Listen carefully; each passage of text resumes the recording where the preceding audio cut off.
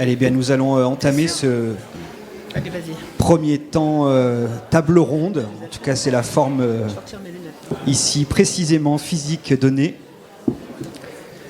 Alors bonjour à tous et toutes et bienvenue pour cette table ronde, ce plateau radio numéro 1 dans le cadre du festival pluriel que l'on remercie le Château de Goutelat ici d'avoir organisé sur ces 2 journées, soirée et journée, autour de cette thématique migration et trajectoire féministe, avec cet intitulé pour cette table ronde de donner ainsi migration féminine, ce que le genre fait à la migration. Alors une thématique complexe d'emblée qu'on va tenter là de décliner en direct de cet espace sur le Château de Goutelat. Au micro de ce plateau radio vont se répondre donc des approches, vous allez l'entendre, historiques, juridiques, sociologiques, des témoignages également qui vont tenter donc d'éclairer finalement les réalités et spécificités des migrations féminines avec différentes intervenantes, vous le voyez ici à cette table ronde. Et d'ailleurs, je vais vous laisser d'emblée la parole pour vous présenter. Je ne vais pas parler à la place d'eux d'emblée. Et comme ça, en quelques mots, vous vous présentez pour savoir aussi finalement d'où l'on parle et de qui vous êtes. Est-ce qu'on peut commencer ce petit tour de table ronde ? Allez, avec ici à ma droite, Annie, bonjour. Bonjour, je m'appelle Annie. J'ai 2 enfants, ça fait 6 ans que je suis en France. L'ancien psychologue, maintenant on dirait que je suis retraitée, parce que je ne travaille pas avec mon métier. Comme ça. Récemment arrivé en France. 6 ans, ça fait 6 ans. 6 années que tu es installée ici, et même localement, je dirais, puisque dans ces monts du Forêt ou plaines du Forêt. Oui, à peu près 50, oui, ici. Oui. Ici, dans la région. Oui, dans la région. Merci Annie. Pınar Selek, je suis une militante féministe antimilitariste, conteuse, écrivaine, exilée, qui était exilée, qui est devenue nomade maintenant. Voilà. On le précise, Pınar Selek, un peu marraine finalement aussi de cet événement, invité sur ces 2 journées. Complice. Un par complice. Complice plus que marraine, complice, grande défenseuse des minorités, de l'antimilitarisme, féminisme, des opprimés. Bref, parcours et combats qui ont en tout cas inspiré et nourri ce festival. Merci Pınar également d'être avec nous. Merci. Moi je m'appelle Nathalie Ferré. En 89 j'ai rencontré une association alors que je commençais une thèse qui s'appelle le GISTI, que je n'ai pas quitté depuis. Le GISTI ça veut dire Groupe d'information et de soutien des immigrés. On a perdu le travailleur en cours de route. Et sinon dans la vie professionnelle, je suis professeur de droit du travail à l'université Sorbonne Paris-Nord, qui n'a de Sorbonne que de nom, puisqu'on est situé à Villetaneuse, donc en dehors des murs. Voilà. Bonjour et merci, Nathalie. Et puis alors, enfin... Léla Bencharif, moi je suis retraitée. Je rebondis sur ce que tu disais, Annie. Alors, je suis retraitée, militante associative, qui a travaillé il y a quelques années dans le cadre de la recherche sur les questions de l'immigration coloniale et post-coloniale. J'ai pas de problème pour dire que je suis une militante associative plutôt qui s'inscrit dans le décolonial. Et puis président de l'association Trace encore pour quelques semaines. Et puis alors quelque chose qui me tient à cœur quand même. Une bénévole associative qui depuis 10 ans accompagne souvent des femmes d'ailleurs, donc des femmes exilées, déboutées du droit d'asile et qui sont et qui vivent l'expérience de l'exclusion au quotidien, et ce qui me permet moi d'être en les hébergeant aussi quelquefois à la maison, d'être témoin direct de l'acharnement administratif dont elles sont l'objet, la maltraitance administrative dont elles sont l'objet. Voilà. Trace, on le précise, un réseau Histoire, Mémoire et Actualité des migrations en Auvergne-Rhône-Alpes qu'on va retrouver aussi sur d'autres temps de cette journée, mais qui est également complice et partenaire de cet événement festival pluriel. Pour expliquer et donner un petit peu la règle de fonctionnement et d'organisation de cette table ronde, on va avoir différents temps d'échange. Un temps d'échange également avec le public, au-delà des intervenantes ici au plateau. Donc il y aura un temps à l'issue de cette rencontre si vous souhaitez bien sûr poser des questions. Et si vous le souhaitez, vous, intervenir à un moment ou à un autre, vous n'hésitez pas, bien entendu. Alors, on va commencer peut-être avec ce sujet que l'on pourrait qualifier de femme migrante. Je ne sais pas si c'est juste, les termes vont avoir un sens important qui se situe, et on l'a entendu là d'emblée, au croisement de plusieurs intérêts, objets de recherche, nouvelles figures ou anciennes figures du combat féministe, la question du travail, la question économique, la question juridique, législative. On va tenter de décliner tout cela dans un premier temps, et on va peut-être partir de représentations, voire stéréotypes, même si cela va faire l'objet d'une table ronde prochaine. L'histoire de l'immigration, me semble-t-il, c'est largement décliné au masculin. Alors on va peut-être tenter de déconstruire justement les représentations qui parfois ont la peau dure, peu prise en compte la question des femmes et du genre au cours de l'histoire et à travers les publications. C'est aussi la question de la visibilité, de l'invisibilité ou l'invisibilisation. On va aussi peut-être aborder ces mécanismes-là. En tout cas, les migrantes souvent ont été réduites à une communauté muette, qui serait unanimement opprimée, forcément vulnérable. On a une représentation, celle de l'immigré, traditionnellement défini et représenté comme un travailleur de sexe masculin, plutôt célibataire, éventuellement pourvu d'une famille. Bref, c'est une entité un peu vague et indéterminée. Et la femme migrante serait celle plutôt intégrée ou inscrite dans un cadre exclusivement familial, épouse, sœur ou fille ou mère de. Alors, est-on ou non dans les stéréotypes? On va tenter de l'aborder avec une approche peut-être sociologique ou historique dans un premier temps. Léla Bencharif, avec une approche historique de l'immigration, peut-être en oui. France. Alors, j'ai 4 secondes et demie. Non. Non, 5 secondes. 5 secondes, non, il faut aller vite. D'abord, j'ai oublié de remercier le château de Goutla et puis tous ceux qui ont contribué à l'organisation de ces 2 journées. C'est absolument remarquable.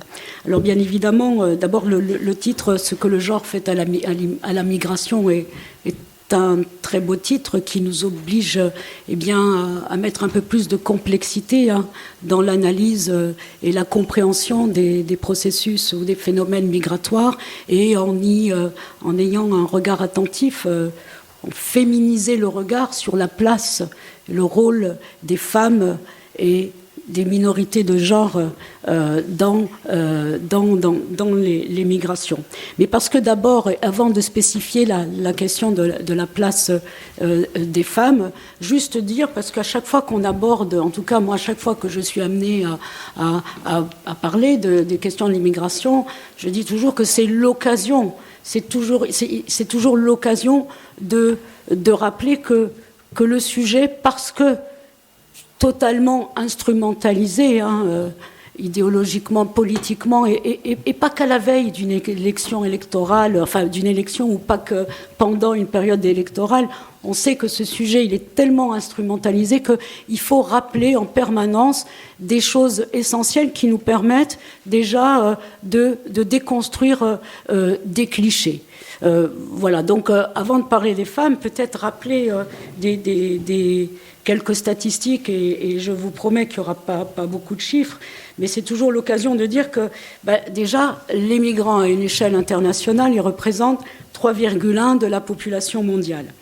Que l'émigration du sud global vers les pays du nord, ça représente environ 1/3 des migrations internationales. Autrement dit, c'est le sud global qui gère principalement, essentiellement l'immigration. On rappelle ça parce que déconstruire les préjugés, ça permet aussi de rappeler qu'on n'est pas dans le délire du grand remplacement, la submersion, l'invasion permanente, ces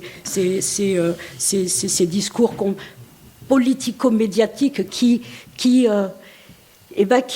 continue de coloniser les esprits, malheureusement, et quand bien même on essaie de les déconstruire, le mal est fait, j'ai envie de dire, et c'est la raison pour laquelle on doit systématiquement rappeler des choses que vous connaissez parfaitement, mais il faut rappeler ces premières généralités. Dire également, pour reprendre des chiffres de l'Organisation internationale des migrations, qu'à l'échelle mondiale aujourd'hui, les femmes, elles représentent 49% des populations migrantes. Donc là, on assiste à une progression statistique de la présence des femmes, même s'il faut ajouter qu'elles étaient présentes depuis, on va se situer par exemple, on va rester dans l'histoire de l'immigration en France, et au début du XXe siècle en France, dans l'entre-deux-guerres, on sait déjà observer, mesurer, par exemple, la présence des femmes immigrées venues dans le contexte d'une immigration familiale polonaise. Donc les femmes, elles existent toujours, elles sont présentes, mais invisibilisées parce que, comme tu le disais, Lionel, c'est plutôt, on pense l'immigration au masculin. Pour rester en France également, dire que effectivement cette présence féminine, elle se renforce aussi au lendemain de la Deuxième Guerre mondiale, et puis avec le coup d'arrêt de 1974, arrêt de l'immigration économique, et qui va développer, qui va accompagner le développement. Alors, arrêt de l'immigration économique pour les populations venues des pays du Sud. Donc ça concernait principalement les populations, les immigrés ou les émigrés, immigrés ou migrants extra-européens, et qu'en 1974, va se développer ce qu'on appelle l'immigration familiale dans le cadre du regroupement familial. Mais les femmes sont visibles déjà statistiquement, on peut le mesurer, mais c'est vrai qu'on a toujours l'idée, jusqu'aux années 70-80 encore, d'une immigration de travailleurs, d'hommes seuls venus en France ou ailleurs, dans d'autres pays d'immigration en Europe ou ailleurs dans le monde. Voilà. Donc là, c'est pas le cas, quand bien même, jusque dans ces années, jusqu'à la fin des 30 Glorieuses, l'immigration masculine, elle reste majoritaire. Dire également, toujours pour déconstruire un peu ces clichés, que il faut souligner une évolution notable, à savoir la présence de femmes qui migrent de façon autonome et seules, parfois avec des enfants, mais voilà. Donc là aussi, on casse l'image, le cliché selon lequel la femme, elle va rejoindre un époux dans le cadre, par exemple, du regroupement familial.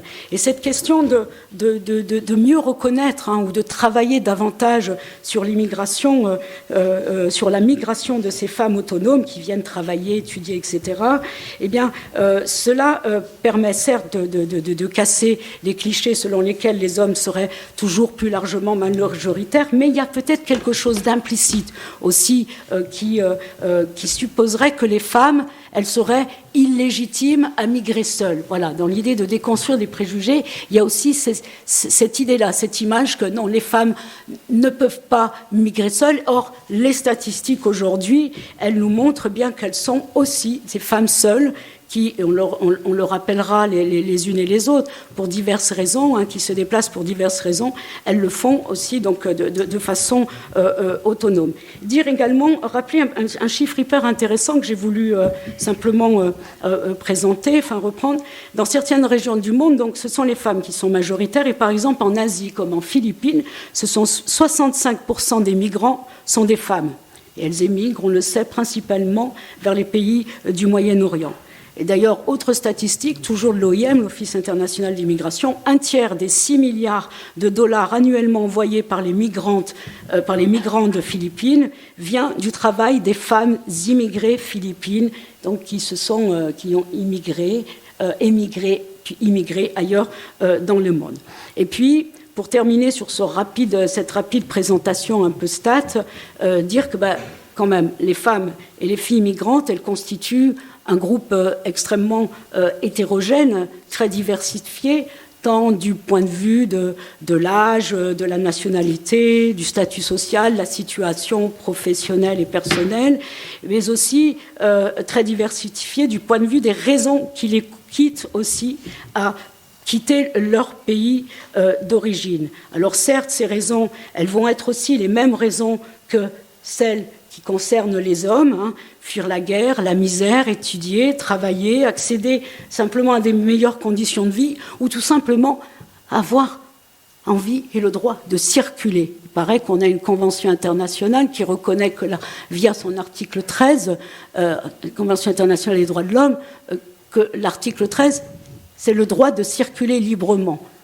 Donc, qui reconnaît le principe de la mobilité et de la migration comme un fait quasi juridique, et qu'on ne respecte pas. On aura l'occasion de le voir 36 000 fois, malheureusement. Donc ce sont souvent les mêmes raisons qui poussent à partir que celles qui concernent les hommes, mais de spécifier, et j'en arrêterai là, pour spécifier quand même un élément important, pour les femmes et les minorités sexuelles ou minorités de genre, il s'agit aussi de fuir des oppressions sexuelles, des violences spécifiques liées tout simplement à la condition d'être femme ou d'être dans une identité de genre spécifique.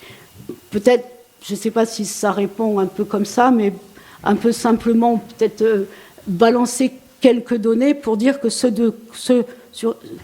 sur quoi nous parlons est un sujet complexe qui a une histoire qu'on peut largement documenter, mais qui reste encore dans l'invisibilité. Et peut-être dire que depuis, c'est quand même une petite bonne nouvelle, depuis 2 décennies, eh bien, il y a des travaux, des études, alors des études dans le champ de la recherche en sciences humaines et sociales, mais je pense aussi au rapport des ONG, au rapport des garde-fous, que sont le défenseur des droits, la Cour européenne des droits de l'homme, etc., et qui montrent également que on a besoin de travailler davantage. Les travaux existent, les travaux des féministes existent, les travaux des acteurs de la société civile existent, les alertes existent, mais ces travaux restent encore méconnus, et qu'il faut continuer à travailler sur la place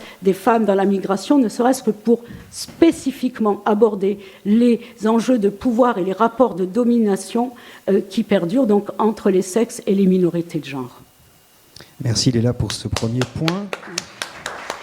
Ouais. Nathalie Ferré.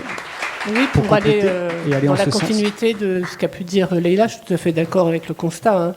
J'aurais 2 choses à dire, peut-être au regard de ce que je connais du monde associatif et peut-être du droit. De ce que je connais du monde associatif, quand je suis arrivée au Gisty en 89, puisque j'étais salariée pendant 3 ans, je faisais beaucoup de permanence, et je pense que je n'ai quasiment vu jamais aucune femme. Et que c'est très progressivement, au fur et à mesure que les problèmes se sont posés à nous, qu'on s'est intéressé à la question des femmes étrangères. Ça a été très progressif, et ça a été aussi au rythme des évolutions du droit. Très progressif. Aujourd'hui, je peux dire que voilà, il y a des associations qui s'occupent spécifiquement des femmes étrangères, ce que je n'ai pas connu, qui n'existait pas, je dirais, dans les années à l'aube des années 90. Et puis toutes les associations comme la CIMAD, la Ligue des droits de l'homme ont des problématiques femmes étrangères, là encore, qu'elles ont dû construire. Au fur et à mesure des problèmes qui devenaient de plus en plus visibles et des difficultés que rencontraient ces femmes étrangères qui venaient dans nos permanences. Et au regard du droit, j'ai envie de dire que le droit les a largement ignorées pendant un bout de temps, les a même maltraitées, pour reprendre une expression de Leïla, parce que en fait, le droit au séjour des femmes étrangères en fait, était lié à 2 choses. Était lié à la fois au lien marital, et puis à la continuité de la vie commune. Donc quand le lien marital était remis en cause, quand la vie commune, eh bien voilà, il y avait des difficultés, eh bien la personne étrangère, la femme étrangère, perdait son droit au séjour. Alors je ne dis pas que c'est entièrement nouveau aujourd'hui, mais progressivement, il y a eu des améliorations qui sont loin d'être tout à fait satisfaisantes, puisque encore aujourd'hui, le droit des femmes étrangères n'a pas encore acquis une autonomie suffisante pour qu'on sorte des difficultés qu'on peut constater dans les permanences. Mais il y a eu des améliorations. Parce qu'au début, finalement, on aurait pu dire que c'est comme ça qu'au Gisty, on a appréhendé dans un premier temps cette question des femmes étrangères, c'est en disant qu'il y avait une double discrimination dont elle faisait l'objet, une discrimination au regard comme étrangère, parce qu'on peut considérer, on peut avoir une appréhension du droit des étrangers comme étant source de discrimination. On pourrait le développer, mais j'ai pas trop le temps ici. Et puis comme étrangère, pour les raisons qu'on vient d'évoquer, ce droit au séjour qui dépend trop de l'autre et qui les rend extrêmement vulnérables. Alors il y a eu des pansements qui ont été apposés sur le dispositif juridique, des pansements qui sont liés à l'entrée, à la prise en compte des violences conjugales par le Code des étrangers, de l'entrée, du séjour et de l'éloignement des étrangers, le fameux CESEDA. Et donc, il peut quand même donner droit à un maintien du droit au séjour quand les personnes étrangères, les femmes étrangères font état de violences conjugales, mais c'est pas si simple. C'est pas si simple et ce droit au séjour n'est pas pérenne. Et puis, il y a aussi la prise en compte de situations spécifiques comme les victimes de proxénétisme ou des situations de traite, que j'aborderai peut-être tout à l'heure pour relier à la question du monde du travail. Voilà, pour l'instant, pour être un peu brève. Oui, on abordera ce point-là. Peut-être pour revenir sur cette question abordée en premier lieu de l'invisibilité ou invisibilisation qui construit l'absence là où la présence est pourtant avérée, on peut s'interroger aussi justement sur la place du droit et plus généralement des politiques publiques. Et Léla, peut-être, on pourrait revenir sur avant de parler de l'actualité aussi et d'un projet de loi en cours, bien sûr, parler des politiques migratoires, politiques d'assimilation, d'intégration, qui ont, par exemple, aussi pu être proposées. Oui, mais les filles, vous allez participer, parce que c'est terrible. Là aussi, en quelques secondes. Alors, on a coutume de dire en France que le ministère de l'Éducation nationale, c'est un mammouth. Faux.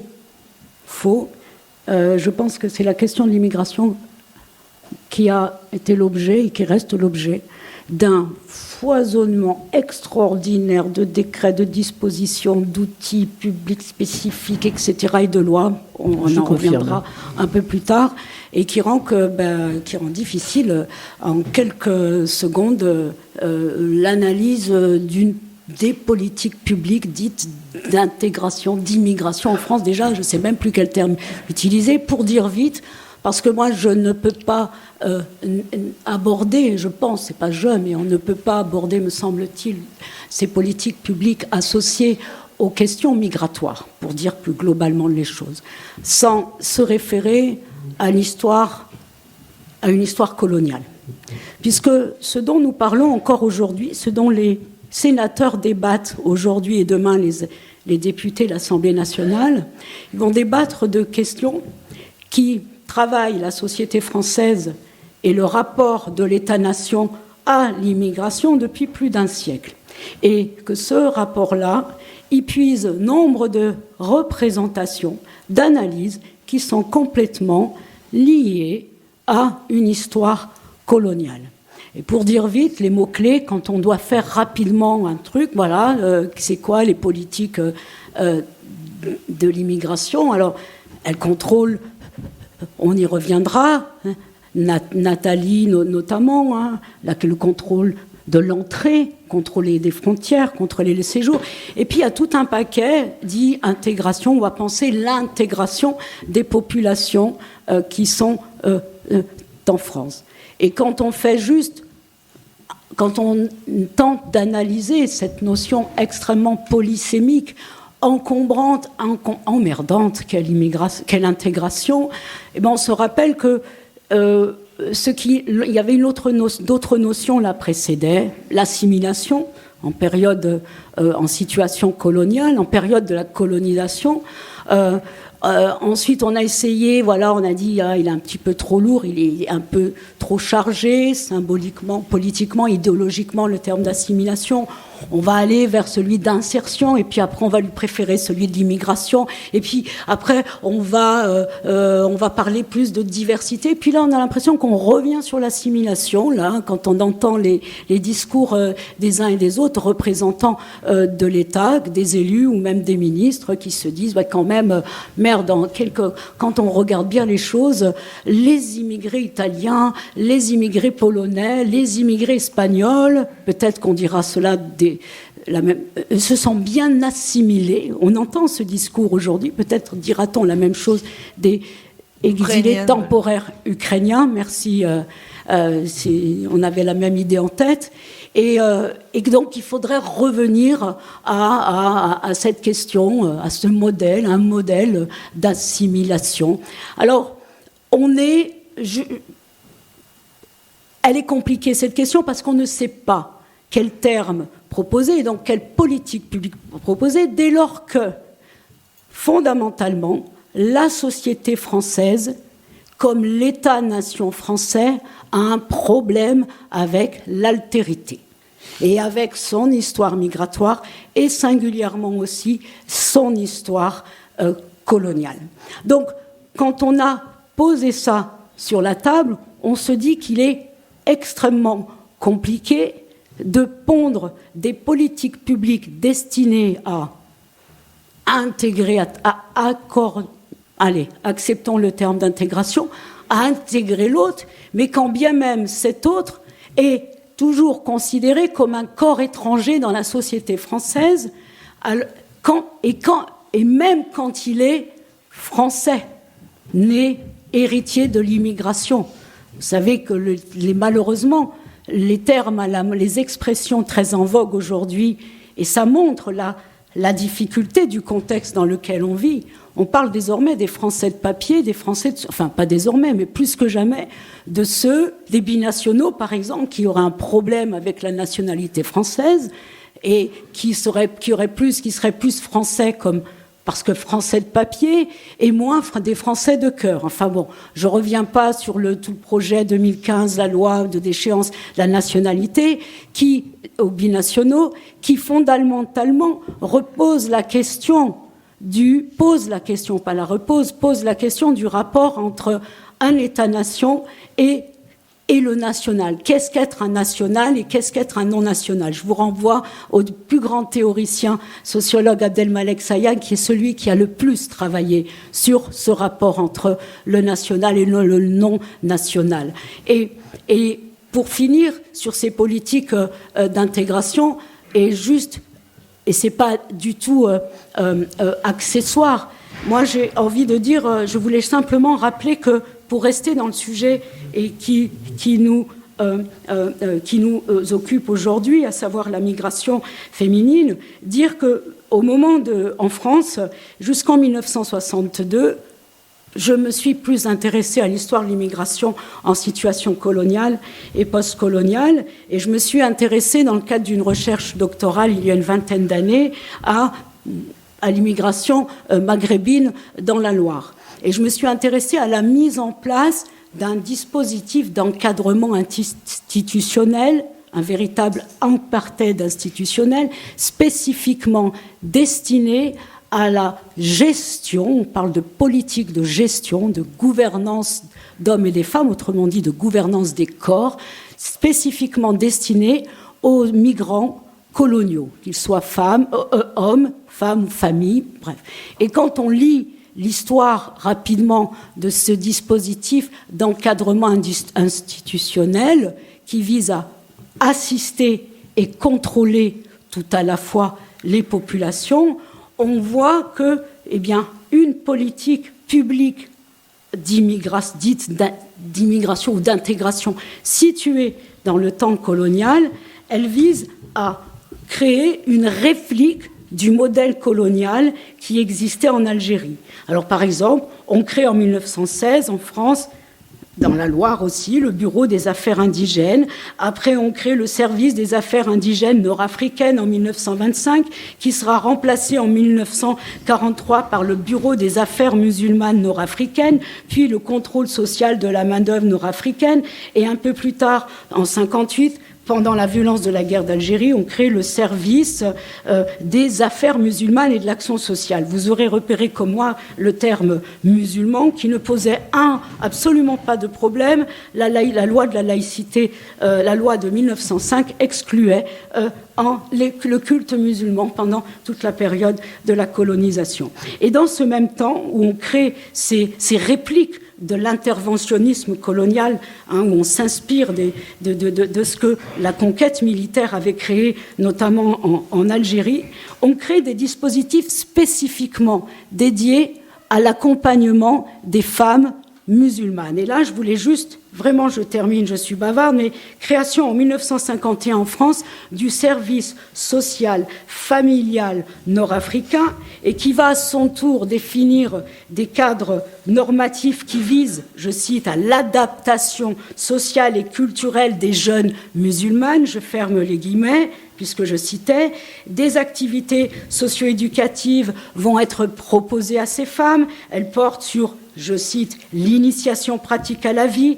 l'économie domestique, en fonction du degré d'évolution, je cite toujours, de ces femmes. On leur propose des cours d'enseignement ménager, de cuisine, d'hygiène et de puériculture pour les femmes, et puis pour les plus jeunes, des cours de pré-enseignement ménager ou d'initiation à la vie pratique, etc. Bref, un exemple pour montrer que ces actions, elles ont... Qu'est-ce qu'elles nous disent ? Eh bien, d'abord, elles empruntent beaucoup à l'intervention socio-éducative qui était destinée aux femmes françaises issues de milieux populaires, et que ces activités, cette pensée politique, eh bien, elle participe de la domestication du rôle et du corps des femmes reléguées strictement dans la sphère privée et qui restent soumis au contrôle et à la reproduction du patriarcat. Oui, peut-être quelques Nathalie. mots sur les politiques publiques d'immigration, d'intégration. J'ai fait un lapsus. Je suis pas en fait, aujourd'hui, je ne sais plus très bien tout ce que veut dire intégration, assimilation, ça reste assez flou. Et je pense que les politiques, d'ailleurs, ne l'interprètent pas tous de la même façon, en réalité. Et aujourd'hui, je dirais que la ligne directrice, une des lignes directrices, parce qu'il y a plein de façons de lire la politique qui est la nôtre, c'est faut être intégré avant d'avoir des papiers. En tout cas, pour avoir le droit d'avoir un titre stable. Tout ça pour dire que je dirais qu'un des mouvements peut-être majeurs de ces 30 dernières années, parce que moi du coup je fais une petite parenthèse, je pense que dans les politiques d'intégration, il y a une place très importante, c'est l'accès au droit au pluriel et au droit au séjour en particulier. Or, depuis une trentaine d'années, je pourrais plus le situer plus précisément si vous le souhaitez, il y a un mouvement très important qui traverse le droit au séjour, c'est la précarisation du séjour. C'est qu'il y a eu une période où la grande majorité des personnes se voyaient délivrer une carte de résident, une carte stable, ce qui n'est plus le cas aujourd'hui. Et les femmes sont les premières victimes de cette précarisation pour les raisons exposées tout à l'heure. Elles sont un peu sur une chaise éjectable. Donc on a ce mouvement de précarisation, c'est-à-dire qu'on est passé d'une carte de 10 ans à une carte d'1 an, qui est soumise à condition pour le renouvellement.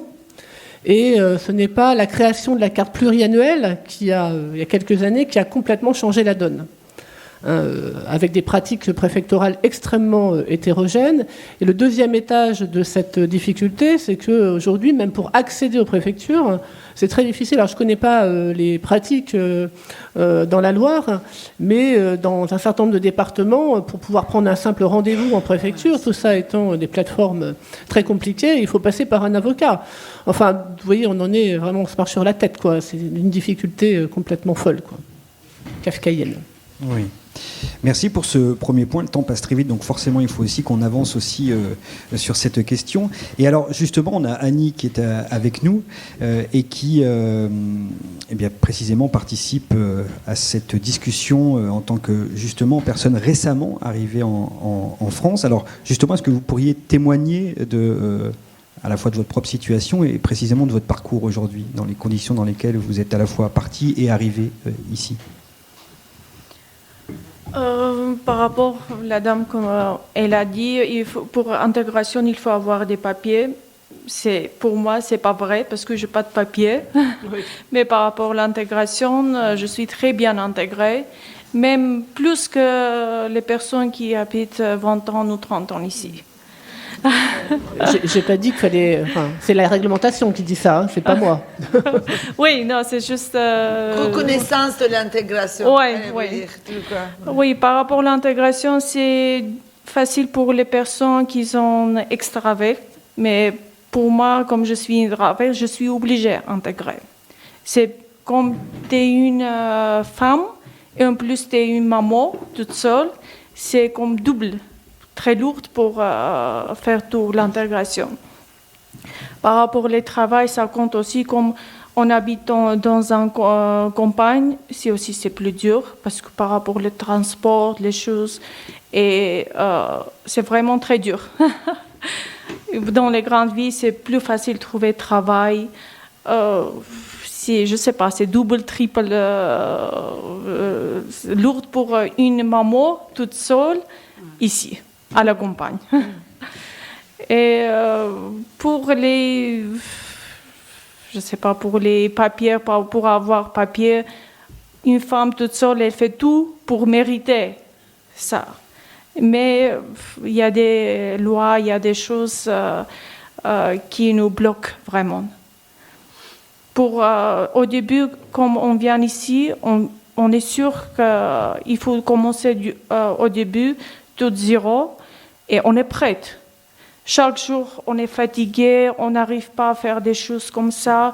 Je dis, on lâche, on peut pas, je peux pas. Mais comme tu as des enfants, et tu sais, tu n'as pas de famille ici, tu es toute seule, tu es obligée. Tout à fait. Ouais. Et le lendemain, tu commences tes essais, tu commences l'intégration, je ne sais pas, tout. C'est vraiment dur. C'est dur et justement les enfants, vous avez dû les laisser là justement pour pouvoir assister. Oui. On vous en remercie à Oui. cette table ronde. Et quand on parlait tout à l'heure des conditions d'émigration aussi, dans quelles conditions vous êtes vous venez d'Arménie? Dans quelles conditions vous êtes parti? Vous êtes parti avec les enfants? Oui, je suis venue avec les enfants. C'est, on dirait, politique et familial aussi, comme personnel. Pour avoir un peu de changement, pour avoir, par exemple, si dans notre pays, il faut avoir ici très corruption, tout, on dit, on vient ici, tout est juste ici, si on fait nos efforts, on peut arriver, tout. Mais c'est vraiment dur. on essaye, mais je ne sais pas. Alors là-bas, vous travailliez, vous le disiez tout à l'heure, vous étiez oui, psychologue. J'ai travaillé chez moi, mais maintenant ici, comme je n'ai pas de papier, je peux travailler avec juste ses yeux pour faire ménage, des petites choses comme ça. Et comme je dis, à la campagne, il faut avoir voiture pour faire ça. Et quand même, si tu prends travail, il faut compter si tu laisses tes enfants à la cantine, il faut payer ça. Il y a plusieurs questions, comme tu es tout seul. Et alors pour l'instant, les enfants, par exemple, sont scolarisés? Oui. Ouais. Oui. Et vous êtes ici dans le Forêt installé? Oui. Accompagné par des associations J'étais accompagnée par l'abritoir avant, mais maintenant, oui, c'est les amis qui me payent par rapport au logement. Et sur vos demandes de régularisation, demandes de papier? J'essaie, mais le problème qu'on essaie une fois, après le rejet, on a quitté le territoire de français avec l'interdiction de retour. C'est-à-dire que là, vous avez été débouté? Oui. Avec obligation de quitter le territoire? Je suis venue comme demandeur d'asile ici. Après 2 ans, j'ai été rejetée et jusqu'à maintenant, j'essaie. Et par rapport aux avocats, comme vous dites, si première fois j'ai fait tout mon dossier toute seule, personne m'a aidé. Mais si tu n'as pas d'avocat, et en plus il faut payer pour l'avocat, c'est aussi, il faut travailler pour payer. Si tu n'as pas d'avocat, les personnes qui t'acceptent, ils ne t'acceptent pas sérieusement. Ils pensent peut-être que c'est juste une personne qui est venue poser dossier. Mais avec l'avocat, ils prennent un peu sérieusement ton dossier. Ouais. Quelles ont été les raisons du refus? Si refus...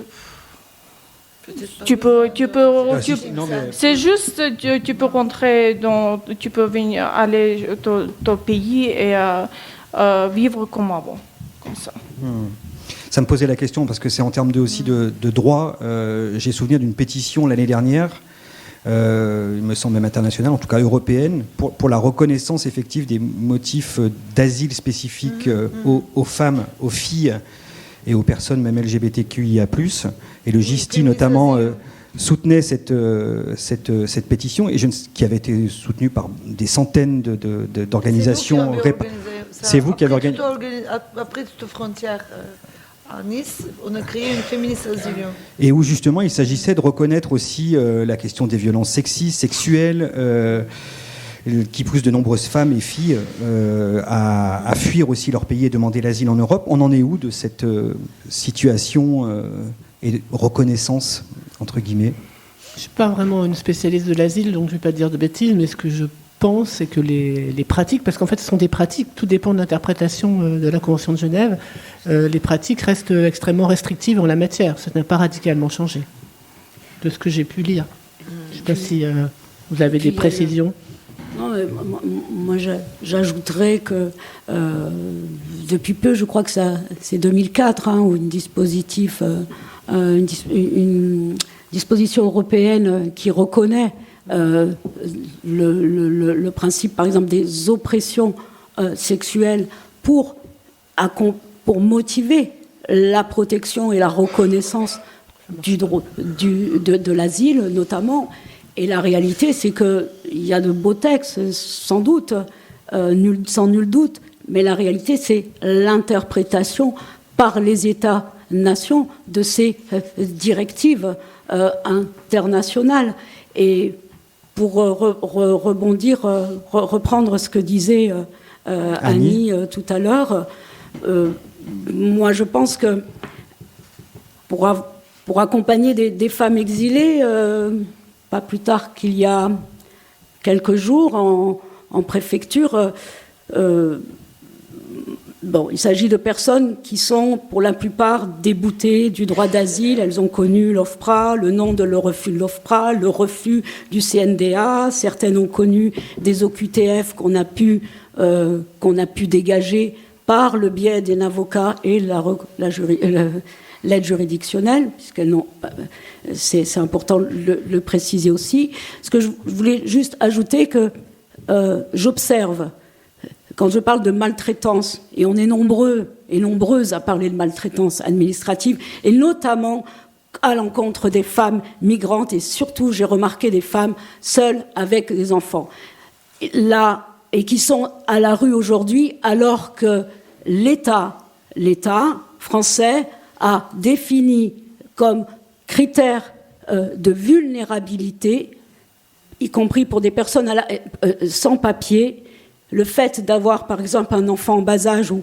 jusqu'à 1 an, enfin, dont l'âge est inférieur à 1 an, une femme enceinte, une femme victime de violences conjugales ou une femme qui a des enfants malades, quand elles sont sans papier, ces personnes sont sans papier avec tous ces critères, eh bien, le 115 ne les prend même pas en charge. Ça veut dire que l'État est capable de pondre des dispositifs, de définir des critères de vulnérabilité et de ne jamais les appliquer. Voilà, il est là pour moi. Quand je parle de maltraitance, c'est ça. Nathalie Ferré, pour poursuivre et aborder peut-être une question que Annie vient aussi d'aborder, c'est cette question du travail.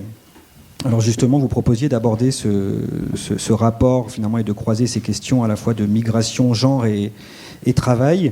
Vous avez parlé du GISTI, c'est le groupe d'information et de soutien des immigrés. Et vous parliez du peu de présence féminine. Malgré tout, vous avez été de nombreuses présidentes. Ouais. Vous l'avez été, parce que je le précise juste, présidente de 2000 à 2008, mais il y en a eu d'autres auparavant qui vous ont précédé. Pour revenir sur cette question-là, genre, migration, travail, en tant que juriste aussi, et votre approche sur ce point? Il y a l'approche par le droit. Et là, effectivement, la situation, comme on disait tout à l'heure, c'est que on est dans une situation de fermeture des frontières, mais pas tout à fait réelle, mais qui existe quand même pour certains ou certaines. Et donc, l'immigration de travail, elle a été tarie. Et puis, en réalité, pas tout à fait entièrement tarie, puisqu'il y avait quand même la venue de certaines, mais avec des titres de séjour, ou qu'on leur donnait après, ça dépendait des situations. Et puis, il y a eu une reprise légale de l'immigration de travail qui a été assumée, on va dire, formellement. C'était la loi Sarkozy de 2006. J'en parle parce que ça fait écho au projet de loi actuel, sinon je vous en aurais fait grâce, avec une immigration de travail reposant sur des listes de métiers. Et donc, il a fallu 2 ans pour attendre que ça soit mis en musique, parce qu'on n'avait pas ces fameuses listes de métiers déclinées par région. Et si vous regardiez ces listes de métiers, eh bien, il y avait essentiellement... D'abord, les listes étaient courtes. Et les listes étaient, à mon sens, en décalage par rapport à ce qu'on connaissait du marché du travail. Et les listes répondaient à des métiers avec des qualifications et pour des métiers principalement féminins. Masculins, je voulais dire exactement l'inverse. Masculins. Donc, vous voyez, il n'y avait pas une entrée très forte. Mais ce qu'il faut savoir, c'est que ce dispositif n'était pas pour les personnes déjà présentes sans papier. C'était un dispositif qui s'adressait, dans le cadre de ce qu'on appelle l'introduction des travailleurs, ce qui ne marche pas beaucoup, et le changement de statut, c'est-à-dire l'étudiante qui demande à changer de statut, à passer à salarié. Bon, ça n'a pas produit beaucoup d'effets, mais pour les personnes qui n'ont pas de papier, ce dispositif n'existait pas pour elles. C'est un dispositif qui repose sur la discrétion préfectorale. C'est l'admission exceptionnelle au séjour par le travail. Et là, franchement, c'est le règne de la jungle. Les pratiques sont extrêmement hétérogènes d'une préfecture à une autre. Il y a eu une tentative, au point où il y a eu une tentative d'homogénéiser les pratiques avec la fameuse circulaire dont on nous rabâche les oreilles à chaque fois qu'on y pense, la circulaire Valls du 28 novembre 2012. Si vous vous occupez un peu de droit des étrangers, d'étrangères, vous savez à quoi je fais référence, qui fixe des critères, mais qui sont diversement appréciés par les préfectures. Et à partir du moment où c'est une circulaire, on ne peut pas s'appuyer sur la circulaire devant le juge administratif. Donc, vous voyez, le système était assez étroit, et il reste étroit en attendant le projet de loi. Et franchement, je ne sais pas si j'en parle maintenant ou tout à l'heure. Oui. Parce que c'est lié. Il y aurait plein de choses à en dire de ce projet de loi dont on pense au GISTI, qui s'annonce comme le premier projet, en tout cas de confection d'extrême droite.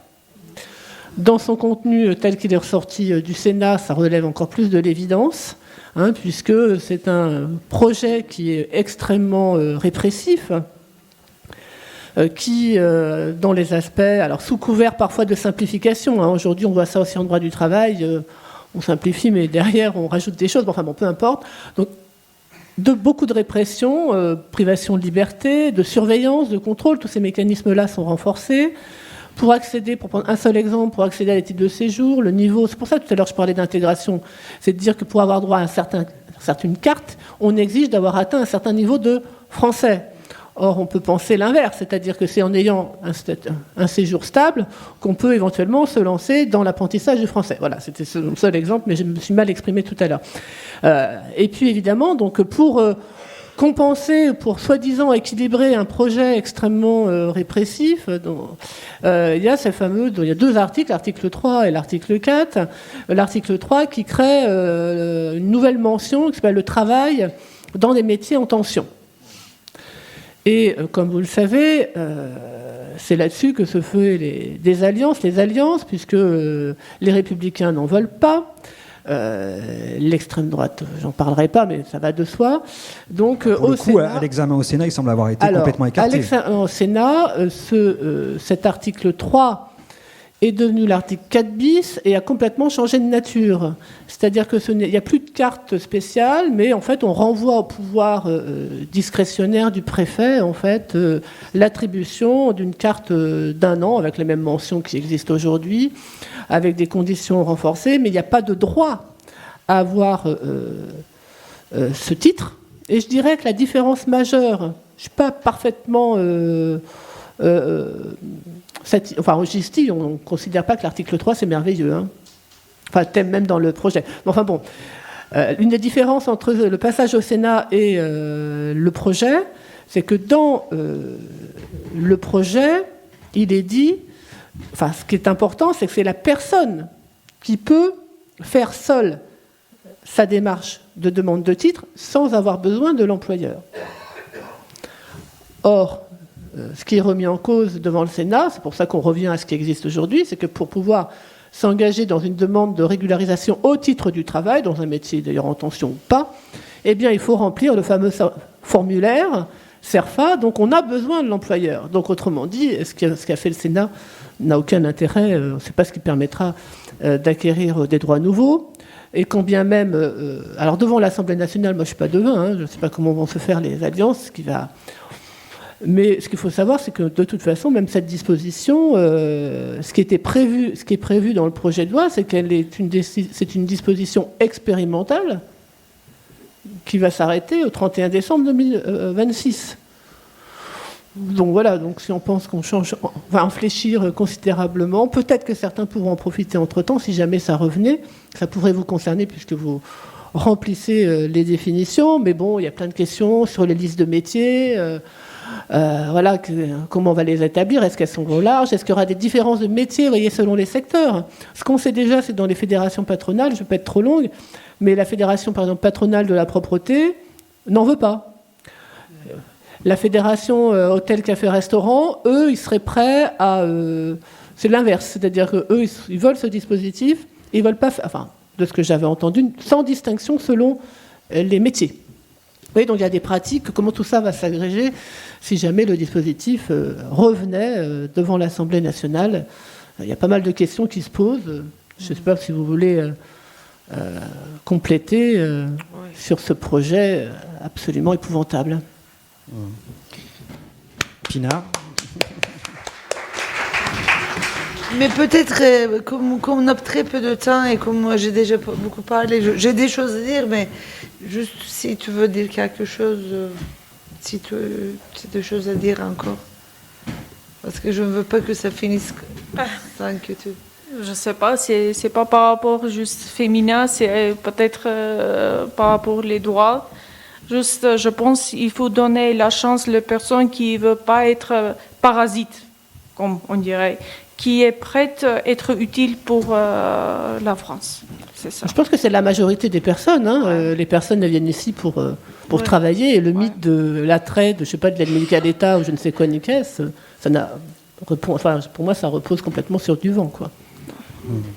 Puis, qu'elle s'appelle politique d'immigration ou politique d'intégration, dès lors qu'elle est portée par un ministère de l'Intérieur, ça inaugure jamais quelque chose de très, comment dire, égalitaire. Et pire que ça, enfin, de non répressif, quoi. Et puis, je voulais juste dire que je suis quand même... Il y a quand même une réalité qu'on connaît tous et toutes, ici et ailleurs, à partir de ton témoignage. Les personnes qui sont régularisées, notamment des femmes, bon, celles que je connais mieux, des femmes avec des enfants, qui sont régularisées 5, 6, 7 ans plus tard. Ben, pendant 7 ans, l'État français a fait de super économies sur le dos des étrangers. Ça, c'est quelque chose qu'il faut dire et redire, parce que pendant 7 ans, 5 ans, ces femmes n'ont pas perçu d'allocation familiale. Bref, elles n'ont pas eu accès aux droits. Elles ont cotisé. Elles ont cotisé. Oui. Elles ont cotisé. Quand on achète une baguette de pain, on paye son impôt, que l'on ait ou pas des papiers. Et c'est vrai qu'on a, ce qui est problématique, c'est qu'il n'y a pas de débat. Il y a un faux débat en France. Il y a un débat politicien. Il y a un débat qui est complètement drivé par l'extrême droite en France. Hein. Ça fait des années qu'on dit que c'est elle qui, en sous-marin, elle construit l'agenda des uns et des autres. Et la réalité, c'est que la question, c'est pas plus ou moins d'émigrés, plus ou moins d'étrangers, hein, plus de répression. La question, c'est comment, aujourd'hui, on est capable, alors que l'Europe est un pays vieillissant, et on sait très bien, en 2000, la Banque mondiale avait sorti une étude, début 2000, pour dire qu'en Europe, la pyramide des âges, elle s'inverse, et que de toute façon, il faudra seuls les processus migratoires vont permettre de rééquilibrer la pyramide des âges. C'est depuis 2000, ces trucs sont hyper connus. On sait très bien, et le cynisme de nos décideurs politiques aujourd'hui, de nos États-nations en Europe, c'est de faire comme s'il n'y avait pas de réalité démographique et comme si comme si l'immigration, l'émigration était quelque chose, une menace, de l'ordre de la menace, et qui allait complètement basculer une république, sa laïcité, etc. etc. Donc c'est très difficile de parler de ces politiques publiques, que ce soit immigration ou d'intégration, dès lors qu'au bout du bout, c'est la question du refus de l'autre à faire partie de ce qu'on appelle le vivre ensemble ou le commun. On va peut-être revenir dans les échanges un peu sur l'ensemble de ces points, mais pour terminer, peut-être avec Pinard justement, qui proposait de témoigner aussi. Il faut que tu t'intègres moi. C'est Pinard. Oui, Pinard. Qui voulait témoigner, alors peut-être pour une ouverture en fait, en quelque sorte, sur d'initiatives aussi de femmes et de féministes qui finalement s'efforcent d'agir de façon un peu coordonnée et solidaire contre toute forme d'oppression. Alors je crois que justement tu as réalisé... où vous avez réalisé, puisque c'est un travail collectif, un ouvrage intitulé « Le manège des frontières, criminalisation des migrations et solidarité dans les Alpes-Maritimes », qui est paru en 2020. Et alors justement, c'est un petit peu sur aussi cette expérience universitaire et militante avec ces personnes qui traversent notamment la frontière franco-italienne que vous vouliez insister pour peut-être terminer.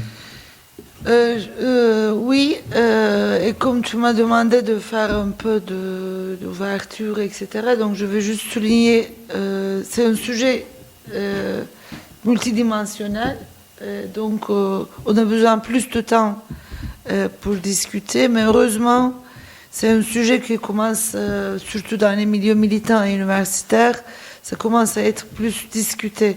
Donc on a dit il faut décentraliser le regard, il faut démasculiniser le regard. Et grâce au mouvement féministe et grâce aux recherches féministes, depuis une dizaine d'années, on commence à voir beaucoup plus de choses sur la migration féminine. Mais d'abord, je vais dire quelque chose. Être immigrant, c'est pas une identité. Migrant, c'est pas une identité non plus. Être en mobilité, mais tout le monde a droit de mobilité. Juste le problème, c'est que comme le racisme, c'est pas le problème des personnes racialisées, c'est un problème structurel. Donc, les gens qui veulent voyager le peuvent ou non en fonction de leur statut hiérarchique, etc. Donc, tu peux partir pour tout ce que tu veux. Et tu peux partir parce que tu veux changer la vie, tu peux partir pour la curiosité, etc. Mais comme aujourd'hui, la mondialisation néolibérale a renforcé les frontières pour les pauvres et a créé une mondialisation pour le capital et pour les riches, est rendu de plus en plus vulnérable en dérégularisant les économies locaux, en détruisant la nature.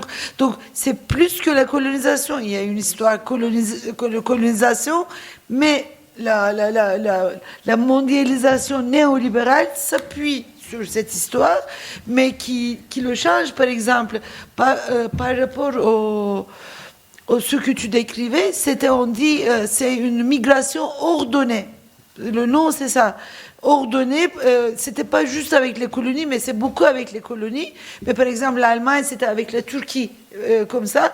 C'est l'État qui organisait, qui intervenait à tout le processus de migration. Mais depuis la mondialisation néolibérale de l'économie, l'État n'intervient plus au processus économique. Il se retire et c'est les multinationaux qui organisent beaucoup de choses. L'État, il a des nouvelles missions, protéger les frontières et la sécurité et la police. Voilà, c'est ça la nouvelle mission de l'État. Donc dans ce processus, il y a des régulations de la migration aussi, des régulations des économies, mais aussi des régulations de l'économie. Et on parle à cette période, donc je ne veux pas revenir là-dessus, mais on parle de la féminisation de l'immigration. Depuis une dizaine d'années, les sociologues partout parlent de la féminisation de l'immigration. Donc c'est intéressant.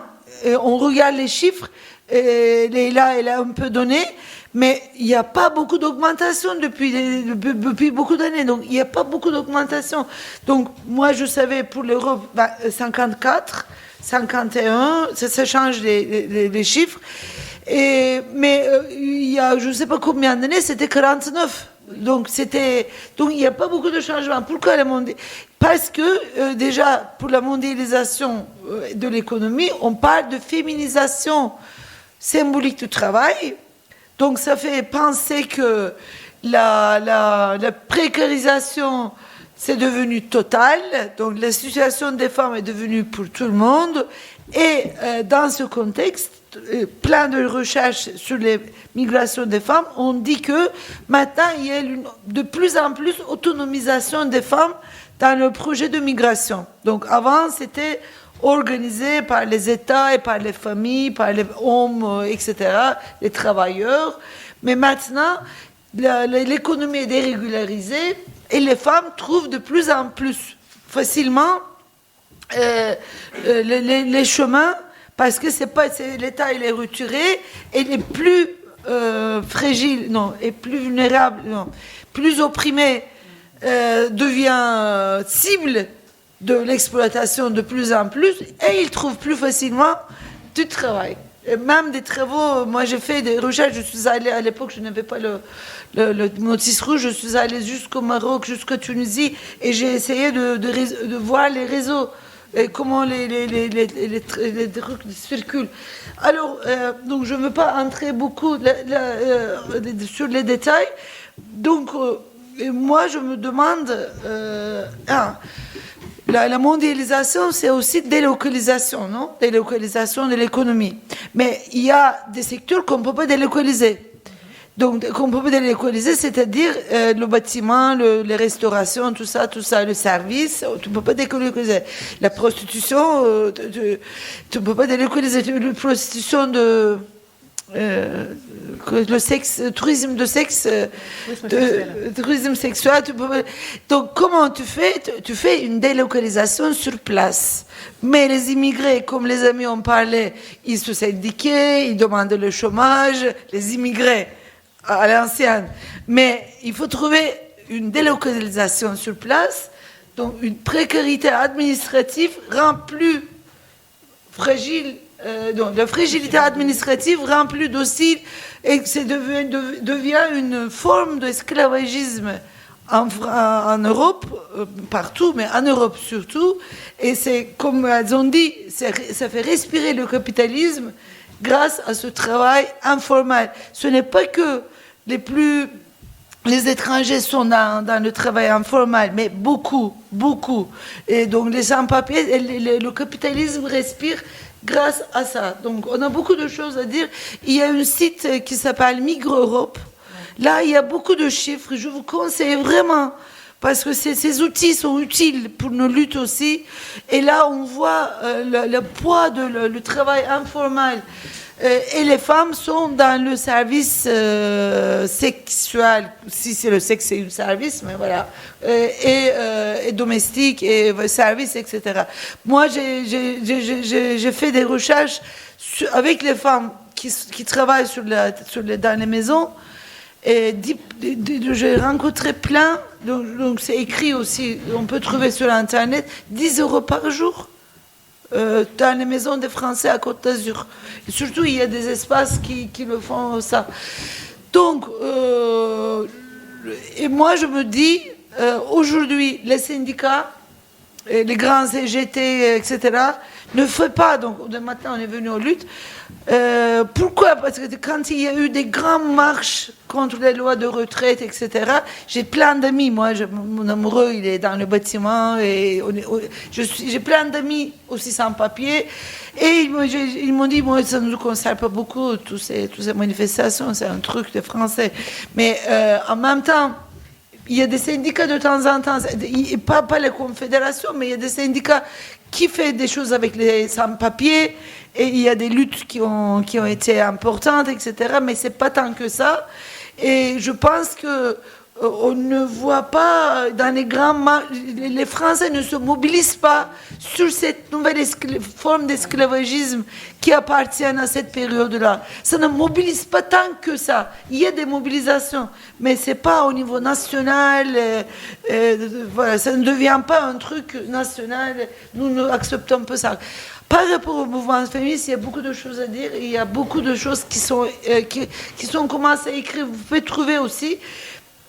Et parce que les mouvements féministes sont responsables aussi que les politiques publiques ne voient pas les femmes aventurières, je ne sais pas comment dire, voyageuses, en mobilité, ne les voient pas. Et ne les voient pas cette position multiple. Et elles ont commencé à bouger, mais ce n'était jamais une priorité pour les mouvements féministes blanches européens. Je ne dis pas que français, mais en général. Et donc, et après, surtout dans les régions où il y a l'immigration, c'est-à-dire des régions de frontières, etc., les mouvements féministes sont de plus en plus, sont témoignés. Donc, elles sont entrées beaucoup dans les réseaux de solidarité, et où il y a beaucoup de personnes qui sont aussi dans les associations de généralistes, mais qui sont féministes et qui travaillent dedans pour les femmes.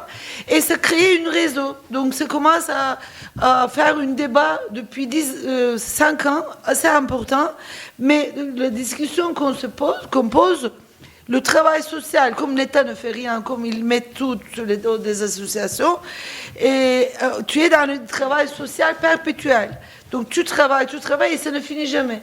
Tu travailles, la solidarité, c'est quelque chose obligé, il faut faire ça. Mais à un moment donné, le travail, la revendication politique, tu n'as pas le temps, parce que tu n'es pas beaucoup, tu es très peu, et les besoins sont énormes. Et donc, c'est une question que posent beaucoup de groupes féministes qui sont engagés dans la solidarité. Comment équilibrer à la fois les revendications politiques et aussi, je vais juste dire les questions parce qu'on n'a pas le temps. Il y a une autre question qu'on se pose. Pourquoi on ne devient pas camarade? Parce que ça crée une hiérarchie aussi. Quand tu es toujours dans l'aide. Comment faire qu'on peut être camarade? Alors, plein de femmes exilées, mais qui sont sans papier, qui sont dans ta situation. Tu as dit que c'est loin de venir, c'est plein de choses. Et elles disent que moi, je suis déjà dans la lutte. Il faut me laisser tranquille. Il faut que je fais une lutte déjà. Donc, je ne suis pas sédentaire. Donc, il faut me laisser tranquille, je viens quand je veux, et tu as fait 3 choses pour moi, après tu dis, tout cas tu ne viens pas, je ne suis pas obligée de venir. Donc, il faut laisser. Et je pense qu'on a besoin de temps, pas pour s'intégrer, parce que l'intégration, c'est un processus réciproque, on s'intègre ou non, je ne sais pas, mais pour avoir des repères. On a besoin des repères, on a besoin des moyens.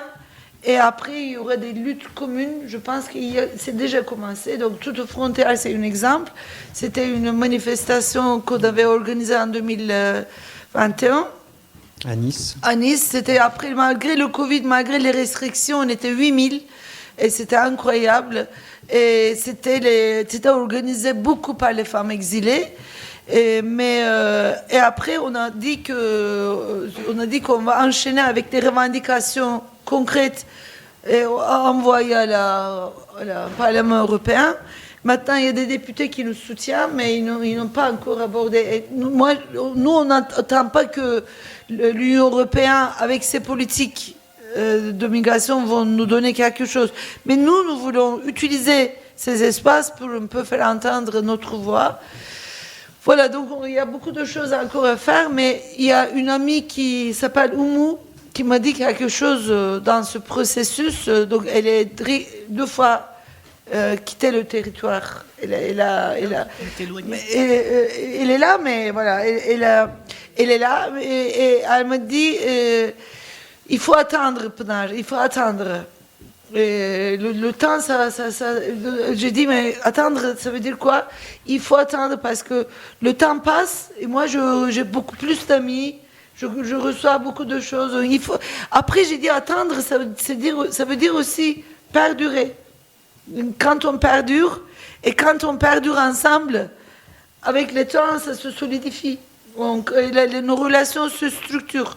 Voilà, donc en même temps, on lutte. Et en même temps, voilà. Et donc, il ne faut pas attendre très rapidement que les exilés deviennent des militantes. Déjà, ces exilés vivent dans deux pays. C'est des trans-migrants. Ils ne sont pas obligés de juste se mobiliser pour des problèmes d'ici parce qu'elles sont déchirées dans deux problèmes. Donc, il ne faut pas attendre vraiment très rapidement qu'elles fassent quelque chose. Merci beaucoup, Pinar. Merci aussi à vous là, pour ce premier temps d'échange. On va peut-être poursuivre et peut-être approfondir, si vous le souhaitez, justement, et saisir l'occasion de ces présences-là pour poser des questions. Donc on fait circuler un micro. N'hésitez pas à poser des questions et on prend un petit temps d'échange avec la salle. Bonjour et merci. Moi, j'ai une question sur ce problème du besoin. Vous avez évoqué la notion d'altérité, ce qui suppose qu'on a en face de nous des personnes, des sujets. Quand on dit aux personnes de venir sur notre territoire, parce qu'on en a besoin, pour moi, on a affaire à des objets, une objectivation. Et je me demande la question, je me pose la question, en tant qu'ancienne petite fille d'immigrés qui a mis beaucoup de temps à transmettre à un moment donné, parce que c'était ça l'important pour nous, rendre à la France ce qu'elle nous avait donné. Je me demande ce qu'est la France aujourd'hui en tant que terre d'hospitalité, d'accueil et fille des Lumières. C'est vraiment un vrai problème pour moi. Et merci à vous, bon courage à vous. Merci. Est-ce que peut-être on prend, peut-être une ou deux ou 3 questions ou remarques, et puis on tente une réponse. Tu veux réagir, Léla, tout de suite ? Je me suis mal fait comprendre. Loin de moi, non, c'est moi. En plus, je suis fatiguée là. Loin de moi l'idée de militer pour le droit à la circulation au nom pour répondre à mon besoin. Absolument pas. On est d'accord ? Non, mais j'avais peur de ça parce que ça fait plus d'un siècle en réalité que. On est sur l'immigration choisie. L'immigration choisie et subie, ça date pas d'il y a 20 ans. Hein. Elle a dit. Ça fait, voilà. J'avais peur quand j'ai parlé du rapport La Banque mondiale en début 2000, l'histoire de la pyramide des âges, j'avais peur d'avoir laissé entendre ça. C'est le droit de circuler et on n'a même pas de raison à donner pour on milite pour ça. Et puis, peut-être que sur la convergence des luttes, c'est tellement essentiel. Moi, je suis d'accord malheureusement avec Pinar. J'ai bien dit, Pinar, j'ai bien dit, malheureusement, on ne fait pas défiler 300 000 personnes en France.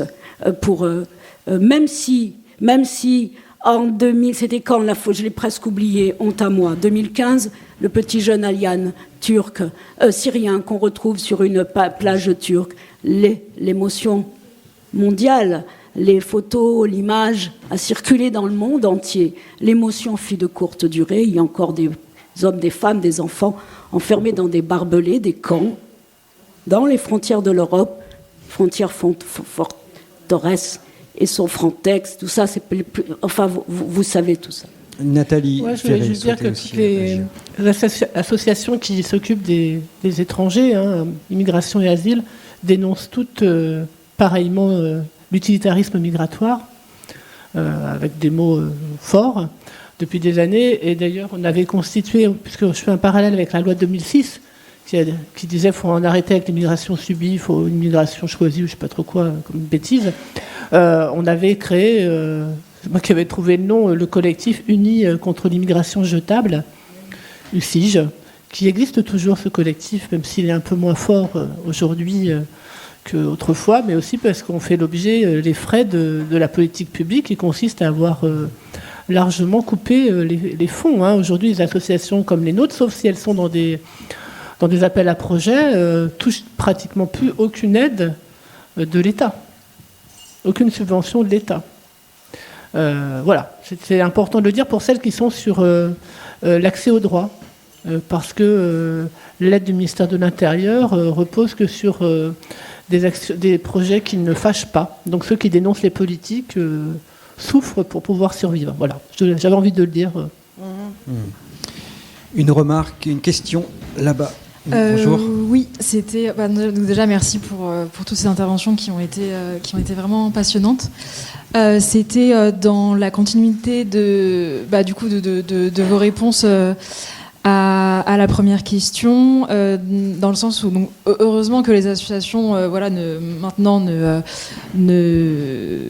rejoignent pas cette logique utilitariste et déshumanisante de l'immigration, mais malheureusement dans justement le discours politique et médiatique qui veut s'opposer au discours d'extrême droite, ça va quand même être en fait un argument qui va être très persistant en disant mais si, il faut accueillir, au contraire, ça aura beaucoup de bienfaits pour nos sociétés, pour la démographie, pour l'économie, etc.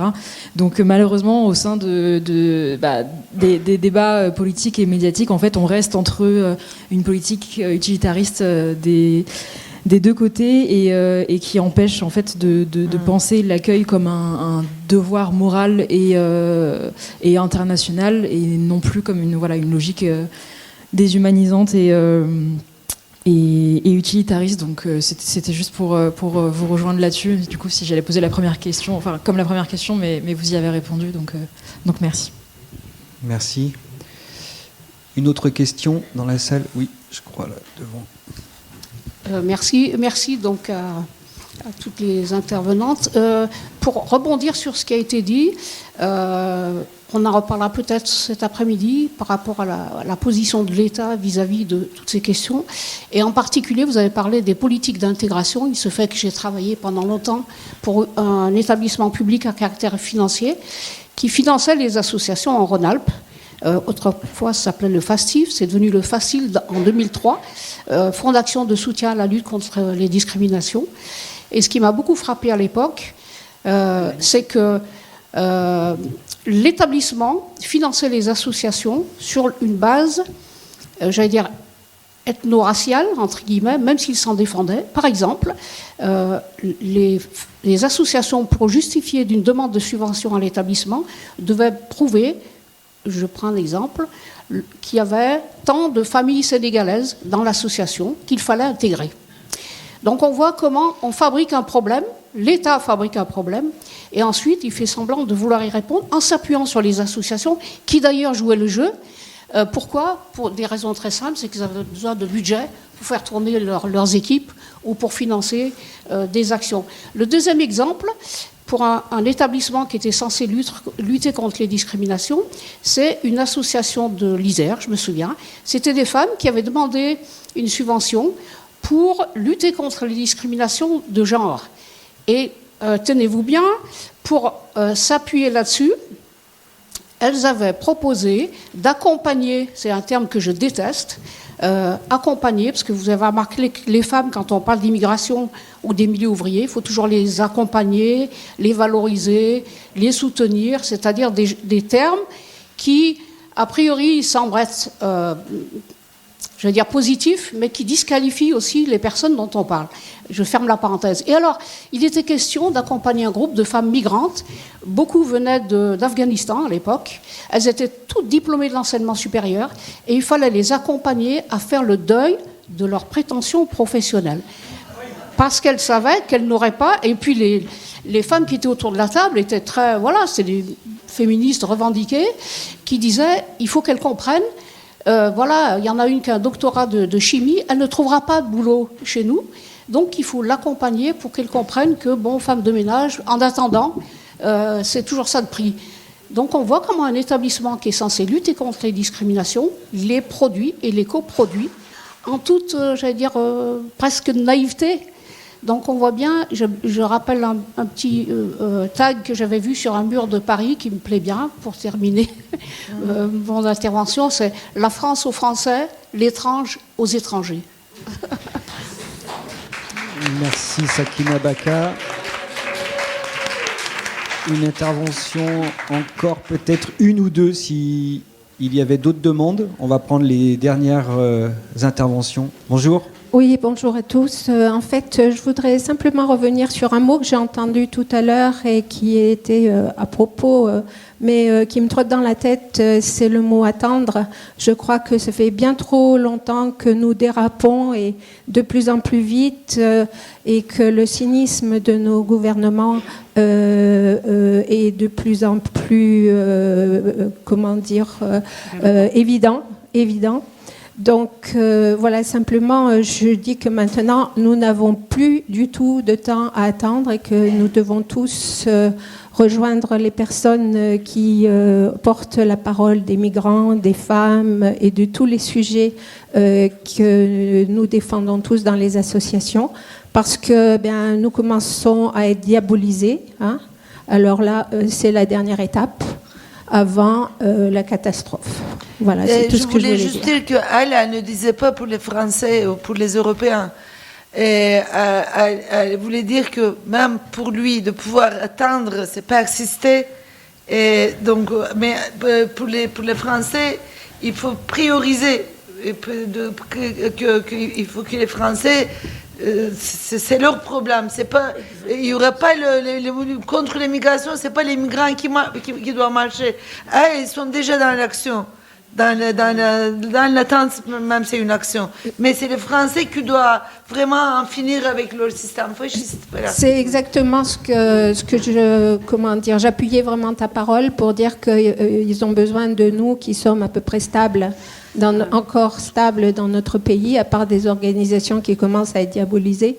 Et voilà, donc on comprend très bien que les immigrés peuvent pas, et encore qu'on commence à en voir quelques-uns, mais ils sont très courageux.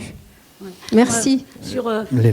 Pour rebondir sur ce que vous venez de dire toutes les deux et toutes les trois avec Sakina. Alors d'abord, Sakina, il y a quelques mois, Pôle emploi propose des formations, faire le deuil de son ancien métier. Très actuel, ça remonte à moins de 6 mois, ce truc. Et puis... cette nécessité urgentissime à la fameuse convergence des luttes, on utilise tellement la notion, moi je ne sais plus trop ce que ça veut dire, mais je comprends le sens et je suis militante de la convergence des luttes. Juste dire que quand on détricote à ce point, et depuis des décennies, parce que c'est une imposture, le droit les politiques d'immigration, d'intégration, on ne sait jamais quoi dire, même moi je tombe dans le panneau. Parce qu'une politique d'immigration, ce n'est pas une politique d'intégration, normalement. Hein. On sait très bien, et que tout cela, vous le savez, relève en plus, politique d'immigration. Même la politique de la ville, elle relève du ministère de l'Intérieur. Simplement, je voulais dire que pour accompagner ce mouvement nécessaire, urgentissime de la convergence des luttes et faire en sorte qu'on ne soit pas que 100 personnes à manifester dans la rue, il faut dire que que le droit des étrangers est un laboratoire pratique depuis des décennies, voire un siècle, et quand on détricote en permanence le droit des étrangers, on détricote le droit des Français tout court, des nationaux. Et c'est ça, et c'est en cela que moi j'ai pas de souci pour dire qu'on est vraiment embarqué dans un processus de fascisation. Les lois liberticides, elles existent, et demain, les droits qu'on enlève à d'autres, les fameux autres qui nous semblent très étrangers à nous, ces droits, nous allons aussi, nous les nationaux, on est déjà dans cette logique de perdre des droits, etc., parce que ce sont, comme le disait très bien Pinard tout à l'heure, le rappelait, ce sont des logiques ultra-néolibérales d'une agression inouïe qui détricotent le bien commun et qui détricote l'idée même de la justice sociale. Quand on allait organiser la manifestation et on allait parler avec tous les magasins, on allait vraiment mobiliser les gens, on a fait un travail de terrain et pour leur dire que voilà, tel jour venez marcher avec nous. Il y a plein de gens, oui, mais pour les migrants, etc. Non, pas pour les migrants. On montrait tous les caméras qui commençaient, toute cette région se militarise. Est-ce que tu veux dire vivre en tant que Français? Et ça leur plaisait. Ah oui, je peux venir parce que ça militarise, ça change tout. Donc c'est un problème de Français aussi, tout à fait. Merci beaucoup. Le temps qui nous était imparti est écoulé. Merci. Merci à vous. Merci Annie, Nathalie, Léla, Épinal. Merci beaucoup.